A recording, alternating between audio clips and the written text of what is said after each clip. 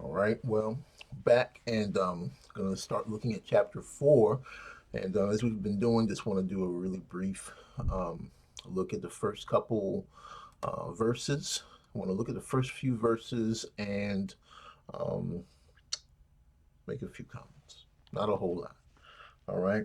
James chapter 4, starting at verse 1 in the ESV, reads like this: What causes quarrels and what causes fights among you?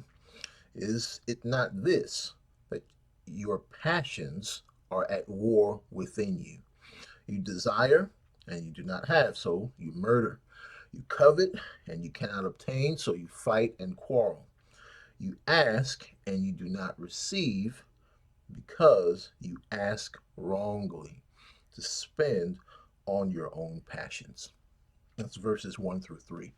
Now, just want to point out, you know, James is, uh, as we've seen already, multi-layered, and we don't want to miss the fact that we ended chapter 3 on this idea of a harvest of righteousness um, that is sown in peace, right?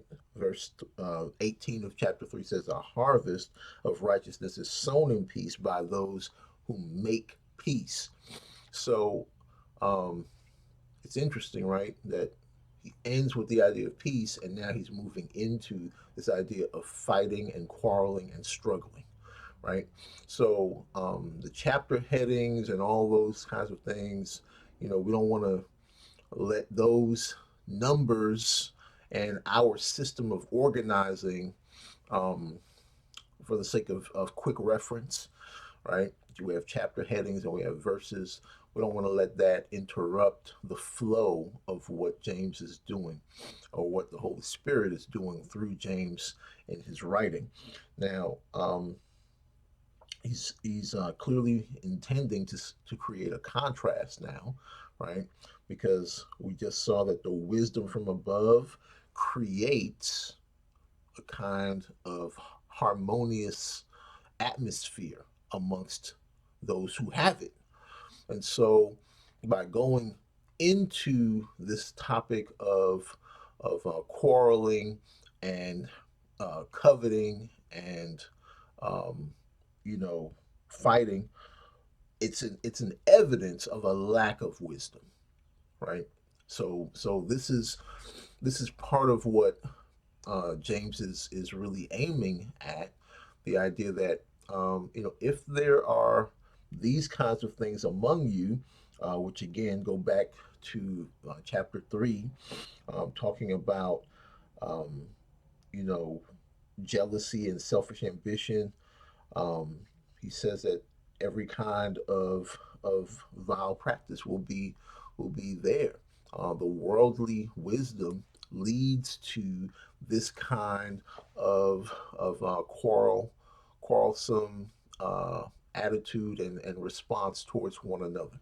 Now, um, if nothing else, James is really going to help us face the challenge of self examination. We have to examine ourselves. And that's what the whole book, as far as I can see, is really, if I had to put it into one simple phrase, these three verses here in um, chapter 4, verses 1 through 3, is really teaching us um, the value of prepositions. Okay, look at what it says. Um, what causes fights and quarrels? What causes fights and what causes quarrels uh, among you? Is it not this, that passions are at war within you? See what James is saying. Among you problems are really within you problems. That's the essence of what he said, right? You think it's a problem that occurs between you and someone, or you and this group tend to get together and there's always some beef, there's always some kind of spat, there's always some kind of conflict. You'll be messed up if you think that it can be solved by changing the members of the group. Okay. Um, Not to say that that won't yield some benefit in some cases, but better when you're trying to analyze the problems among you, better to start checking within you. Okay.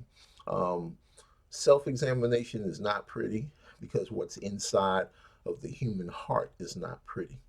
All right. Um, Saved or not, there's sin. There is self exaltation going on in the heart. The temptation and the leaning is always present. And so, because that temptation and leaning is always present towards selfishness and promoting self, then our vigilance must also be just as present, right?